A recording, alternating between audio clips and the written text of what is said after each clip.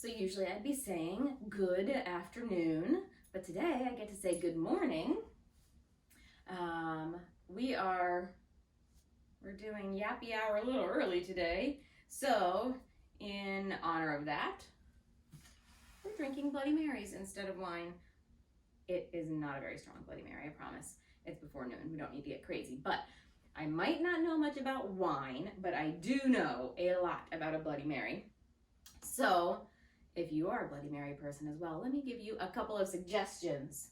Number one, pickle juice, dill pickle juice. The best addition to a Bloody Mary you'll ever have. Similar to olive juice, but just a little bit better, a little bit like more garlicky. Love it. And what else do I put in there? Oh, I put gin in my Bloody Mary. I'm not a big vodka person. Maybe that could possibly be because I've had one too many bad experiences with vodka. I'm guessing that's user error, not the vodka's fault. But you know how like sometimes you drink something and eventually you're just like, no, that doesn't make me feel good. I've had too many rough times with it. So no vodka for me, just gin. Gin Hendrix specifically is amazing because the cucumber and the Hendrix goes with the dill pickle juice. Oh, awesome. If I were actually sitting down and enjoying this Bloody Mary, I would definitely have a dill pickle garnish as well as some olive garnish in there. But for the sake of this morning's Yappy Hour, we're just going pretty basic. I also love these reusable straws. They're stainless steel, I believe. I don't know, they're metal. And then I can put them in the dishwasher. And we're saving the environment and keeping bacteria away. Love it. So as you can tell, JD knows that there are some treats in my pocket. They're there. We are starting today. I bought a training program, an online training program. And today is day one. I mean, as you've seen before in the first 3 videos, we definitely have some work to do. But we're going to practice and see how it goes. So I'm not going to get too crazy today because I have 4 lessons that I have to get through in the next week. So even if we don't end up perfect today, that is cool because we've got plenty of time. I am supposed to be playing these games with him like 3 times a day, 5 minutes at a time. I have no clue how this is going to go. Oh my gosh, I've never seen him do that before. The goal of today is simply to get to a point where, stop nosing my crotch, where I can put my hand out and JD wants to put his collar into my hand. So it makes sense, right? It's super important to be able to control your dog if you need to. Yeah, that's not happening.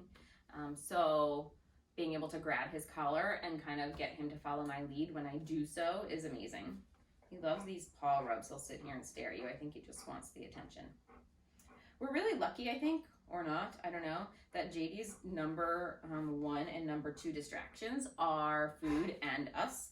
So I think it really makes training very easy. Nope, there's cats out there. Surprise, there's cats distracting us.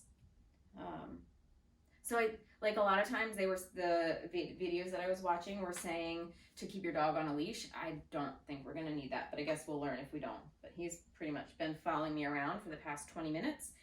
I put the treats in my pocket a while ago because I knew that he was gonna get really into them. So I thought maybe eventually like the excitement would wear off. He has been literally following me around, sitting like this anytime I move or speak. You saw him over in the corner because he kind of chilled out while I was getting the camera set up, but we are ready to go, right? Non-stop looking in the eyes. Okay, so let's see. Here's the other thing. It's going to be a little bit more difficult, I think, to start this training because he already knows that there are treats there. So we're just really going to go for this collar grab. And then as soon as as soon as my hand hits the collar, I'm going to give him a treat. So what I realized I just did wrong there is that I wanted to have the treat in my hand first. And the goal for him is to just associate hand on collar, treat, hand on collar, treat. There doesn't need to be any real sort of like good boy reinforcement type of deal. The, again, goal is for him to know me having his collar in my hand is an awesome thing. to try and move with this a little bit. We don't want the treat hand to be the collar hand, so obviously two different hands. And if you were, I think if you were to do this with a leash, you would hold the leash and the treat in the same hand, so you still have this free hand for the collar.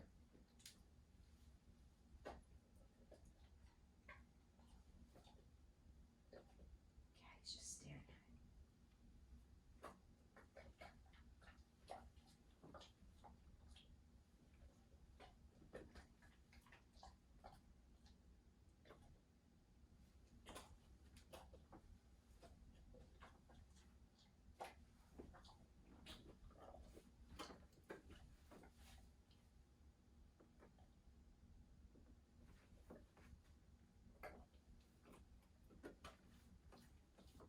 And supposed to do like 15 to 20 repetitions. I know. One thing that I did read, so JD, we have a, obviously he knows how to do paw.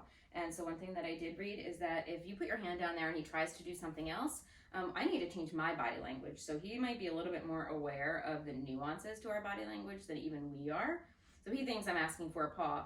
I need to either pick a different way to go for his collar right now, or come in from a different angle so that he does not try to give me the wrong, he doesn't make the wrong choice, doesn't give me the wrong reaction.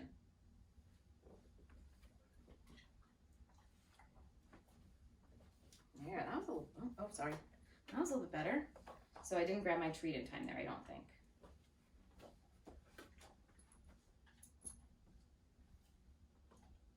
There. And I'm not releasing his collar until I've given him the treat.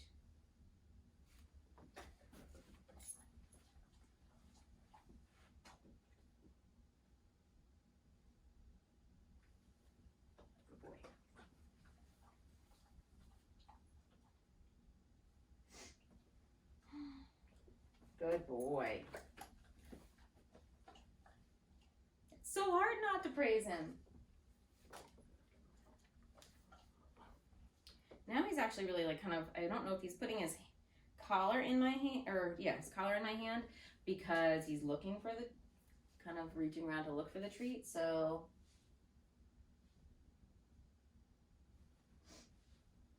Good boy. That's it, that's all we're doing. And we're gonna play this game like 3 times a day, at least 15 to 20 collar grabs per session over the course of, the next few days before we introduce the next set of training. Like I said, 4 videos in 7 days, so we'll probably be mixing it up a little bit. And then eventually we'll try to make it a little bit more difficult. So next time we do this, I'm gonna do it in the backyard. A few more distractions, but still an enclosed space that he's familiar with. Or maybe I just do it in the kitchen and the dining room because it's much more open space. I don't know how we're gonna do it, but I know that you increase the difficulty, assuming things go well as you work through your games, your lessons, whatever. They're fun, right? Hi, 10. Go. 10. Good boy. All done. Enjoy your Bloody Marys.